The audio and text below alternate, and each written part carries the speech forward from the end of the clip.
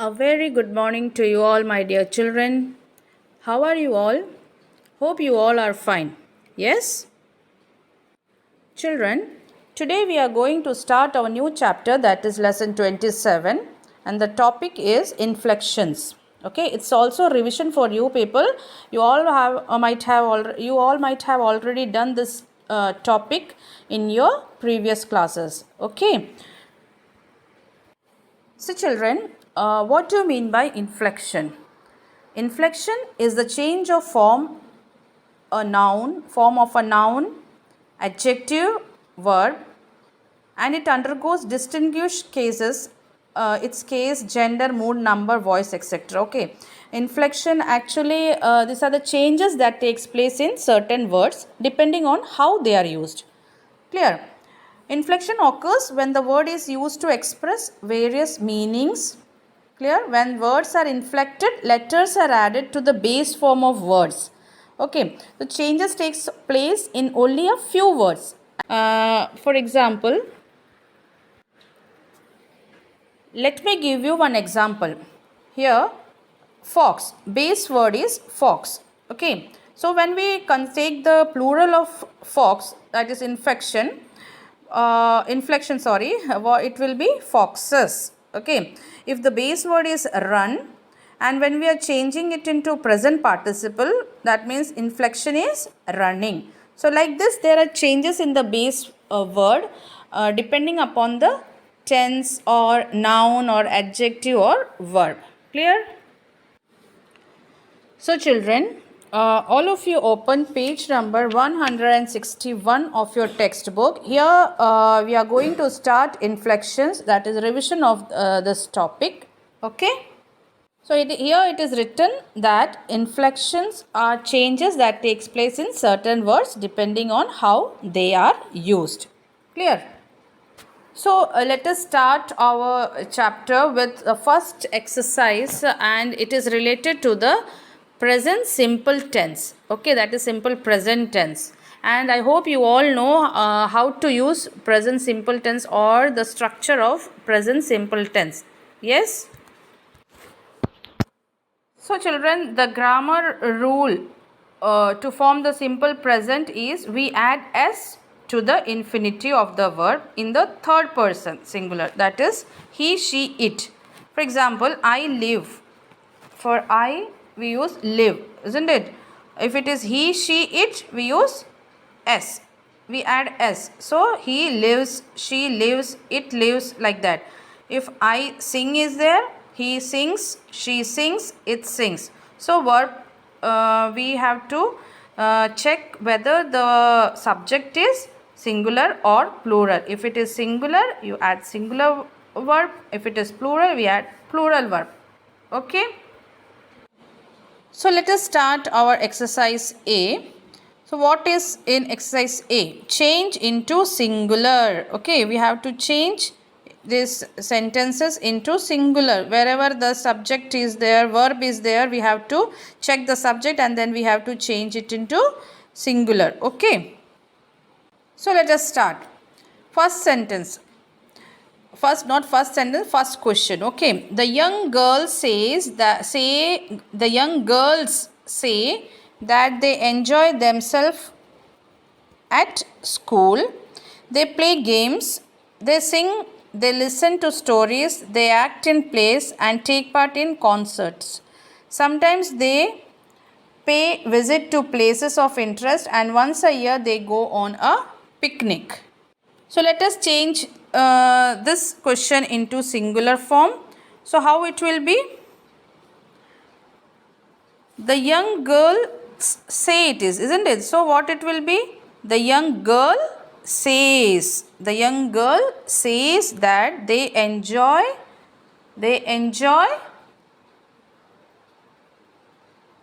Here it is given that they enjoy themselves, isn't it? But for here the subject is the young girls. So if we are changing into the young girl says that she enjoys, they enjoy will change into she enjoys herself. Themselves will change into herself at school. They will change into she. She Then verb will be in singular form. She plays games. She sings. She listens to stories. Okay, she listens to stories. She acts, ACTS, acts in plays, and take part will change into takes part. She takes parts in concerts. Okay. Sometimes she pays. She pays. Here it is they pay. It will change into she pays a visit to she pays a visit, okay, to places of interest, and once a year she goes on a picnic. Clear? So we have changed everything into singular form. That is, when we are changing the subject into singular form, here the young girls is the subject. We have changed into singular one, that is it changed into young girl, and then according to that we have to change all the verb form. Clear? Now coming up to second question. The boys who live nearby help their mother. They chop firewood, dig the garden, take the dog for a walk every evening, and even wash the dishes. Their friends say that they even find time to do their homework. So now we have to change the subject into singular and the verb also into singular form. Okay. So how we will change? The boy who lives, the boys will change into the boy who lives. Okay, who lives nearby helps. Help will change into helps. His will there will change into his mother. Okay, the boy who lives nearby helps his mother. He chop. They will change into he. He chops firewood, digs the garden, takes the dog for a walk every evening, and even washes the dishes. Okay, their friends will change into his friend. Okay, his friend says that he even finds time to do his homework. To do there will change into his homework. Clear? So like this you have to do exercise. That's question number 3 of exercise A. Do it by yourself. Okay, we will discuss in the live class. Okay. Now let us move on to our next topic, that is agreement with subject. And I hope this topic is very much clear to you people. But let me recapitulate this topic. Okay, let me give you a brief revision on this topic. Clear? Subject verb agreement. What is subject verb agreement? Subjects and verb must agree with one another. Okay, in numbers and person. So this agreement is generally seen in the sentences which are in present tense. Okay, so here you can see that noun and verbs form plural in opposite way. I have told you this earlier, that when the noun is singular, we add s to its singular form, isn't it? When noun is there, we add s to the singular form, but when verb is there, we remove the s from the singular form. That means here you can see the example, the dog chases the cat, isn't it? The dog chases the cat. Here the dog is a singular noun, isn't it? And we have to put singular verb. So for singular verb we have to add s to the verb. Second one, the dogs chase the cat. So the dogs is plural and we have to add plural verb. For plural verb we remove s. Clear? It means that singular subject, for singular subject, singular verb, and for plural subject, plural verb. Okay.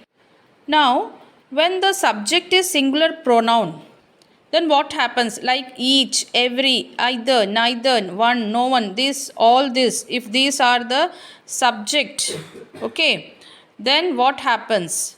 we have to take singular verb. For example, someone has to look after the pet. Someone has is singular. Yes, singular verb. Everybody was given a duty. Was is singular verb.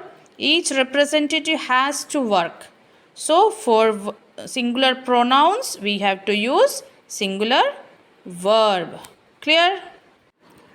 Children, sometimes compound subjects are there. That means they are joined by and. So what we have to use? When both the subjects are joined by and, we have to add plural verb. Okay, we have to use plural verb. Like here, Rohan and Sam are friends. Okay, Rohan and Sam are friends. Okay, we have used are. Okay, plural verb. But when both the subjects are joined by and they convey the meaning of oneness. For example, bread and butter. This shows oneness. Okay, we take it as singular subject. Okay, so we add is. Or idli and chutney is very delicious. We can say like that, idli and chutney, dosha and sambar, like that. So it conveys the meaning of oneness. So we have to use singular verb. Clear? Sometimes some pronouns may either be singular or plural. For example, like some, any, none, all, most. So with countable nouns we use singular verb, and with uncountable nouns we use singular verb, and with countable nouns we use plural verb. For example, here it is given, some sugar was added. Sugar is uncountable. When some, like pronoun some is there, what we use singular verb. But here the second sentence, some books is plural verb, isn't it? We can it is countable, so we use plural verb. Okay, so in the second one, third question or sentence, you can see, none of the boys have done the work. So none of the boys, none, we are using none, pronoun none. So none of the boys, we have to take the verb as plural. So none of the boys have done the work. All the remaining salt was added to the curry. All, here pronoun all is used, so we are using verb was. Clear? I hope this subject verb agreement is clear to you people. Let us shift to our textual exercise. Exercise B. Okay. In exercise B, you see what is given. Decide which of the alternative form of the verb given agrees with the subject. Okay. So first one is given here. Every day dash us one day nearer to the holidays. That in bracket it is given brings or bring. For every day we use every day is singular. So we have to use singular verb. So what will come here? Every day brings us one day. Okay. Every day brings us one day nearer to. So brings is the correct one. Nearer to the holiday. Coming up to next page. Question number 2. Both my mother and my father dash coming tonight. Both my mother and my father. So two subject are here. Okay. So what we have to use? Compound subject joined by and. We have to use are. Okay. Both, that is plural verb. Both my mother and my father are coming. Okay. Are coming tonight. Third one, everyone dash sure that the boys will do well. Is or are? Everyone. Everyone, what will come here? Everyone is. Yes. Everyone is sure that the boys will do well. Okay. Next one, fourth, all the pupil in the class dash going to visit a factory tomorrow. All. Here all pronoun is used. So are going to is plural verb. So are going to visit a factory tomorrow. Fifth one, each boy dash wearing white trousers. Was or were? Each boy was. Yes, each boy was wearing white trousers. My pen and my ruler dash missing, and joined by and. So two subjects joined by and, what will come? Plural verb. So that is are. Okay, are missing. Seventh one, the best of the four essays dash to be read to the whole school is to be read. Eighth one, neither his brother nor his sister. When we are using neither nor, okay, when we are using neither nor, we had to use singular verb. Okay, so neither his brother nor his sister is coming. Okay, he is coming to the meeting. All the players in the orchestra were watching the conductor. 10th one, neither he nor John is. Okay, neither he nor John is coming. So I hope you understood subject verb agreement, its usage. Yes. Now let us move on to our next topic, that is pronouns. Okay, so here what we have to do is we have to do according to subject and object form of pronouns. Okay, we have to do the exercise according to subject and object form of pronouns. And what do you mean by subject and object form of pronouns? So children, subject and object pronouns. What do you mean by subject and object pronouns? We use subject pronouns to tell who a sentence is about. For example, they go to the park on Saturdays. So here you can see we have put the subject pronouns before a verb. That is, before go we have used subject pronoun they. Okay. Then about object pronoun, we use object pronouns to tell who is affected in a sentence. Okay, for example, she looks after me. So here we can see that we have kept object pronoun after a verb, or preposition also we can put object pronoun. Okay, so I hope this subject and object pronoun is clear to you. See here, when the subject pronoun is I, what the object pronoun will be? It will be me. It will change into me. You will be same you. He to him, she to her, it to it, we to us, they to them, one to one. So that means subject pronouns are I, you, he, she, it, we, they, one, and object pronouns are me, you, him, her, it, us, them, one. Okay. So now let us move on to our textual exercise, that is C. So here what it is given, the question is decide which of the alternatives is correct in the sentences. Okay, so we have to see whether the pronouns are placed properly or not, or which pronoun will come. Okay, so the first one is my father and dash are fond of walking, I or me. So what will come here? My father and I are fond of walking. Yes. Second one, dash often go for long walks together. We or us? We. Yes, we often go for long walks together. Question number 3. She gave the fruit to I or me and told I or me to share it with he or him. What will come? Yes, she gave the fruit to me and told me to share it with him, and told it to share with him. Clear?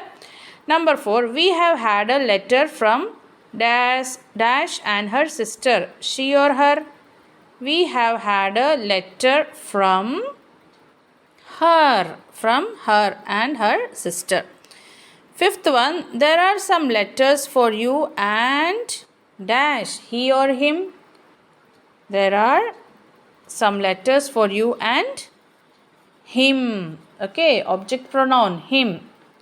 Sixth one, she wanted my mother and dash to go with dash and her sister.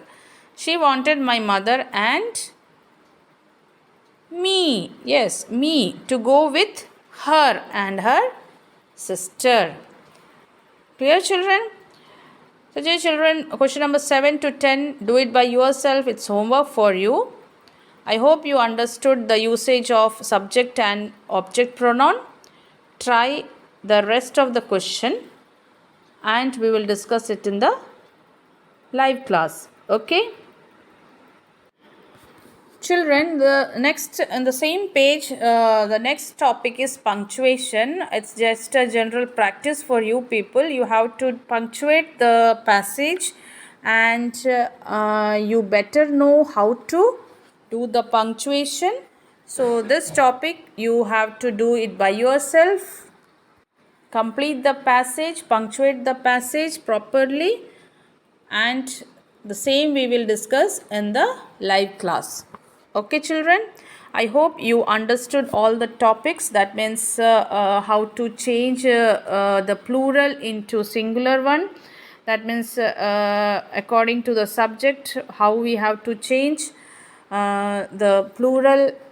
If the subject is plural, what we have to use. If the subject is singular, what we have to use. And then agreement with the subject we have done, so it is also clear to you. And then the third one, pronouns, that is subject and object pronouns we have done.